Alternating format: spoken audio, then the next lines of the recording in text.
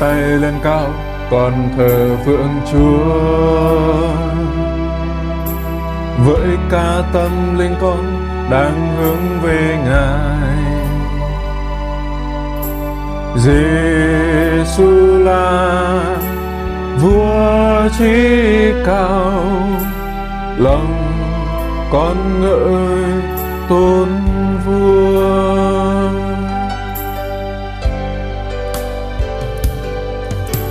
Giơ đôi tay lên cao, con thờ phượng Chúa. Với cả tâm linh con đang hướng về Ngài.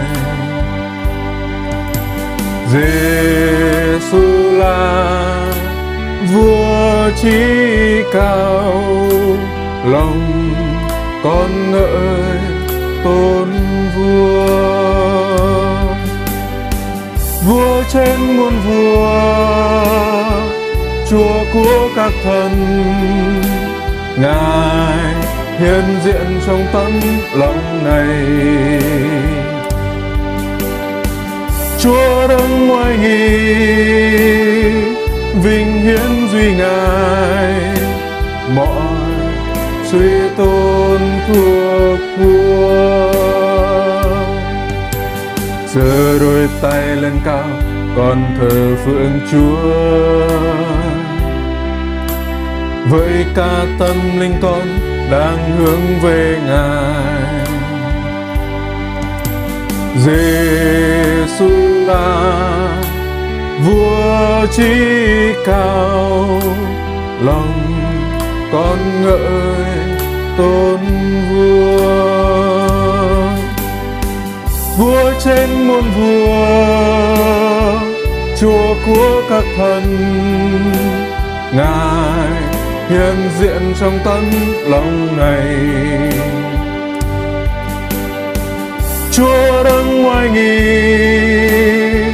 vinh hiển duy Ngài, mọi suy tôn thuộc vua.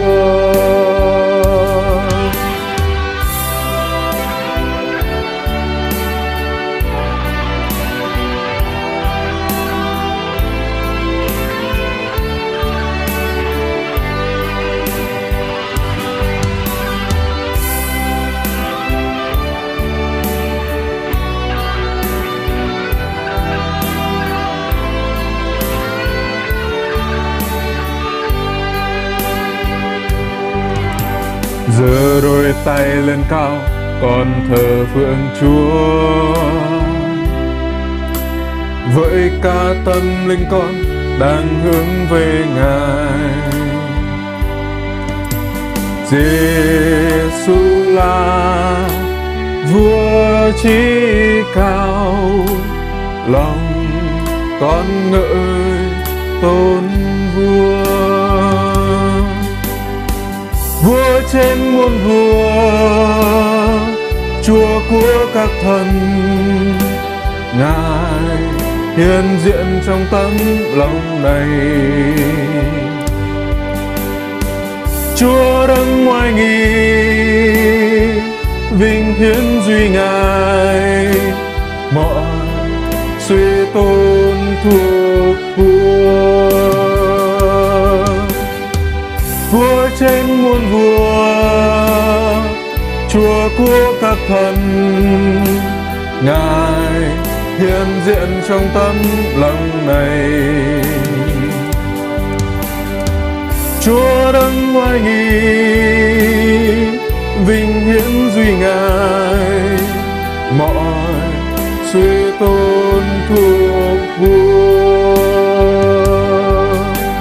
Mọi suy tôn thuộc vua. Mọi suy tôn thuộc vua.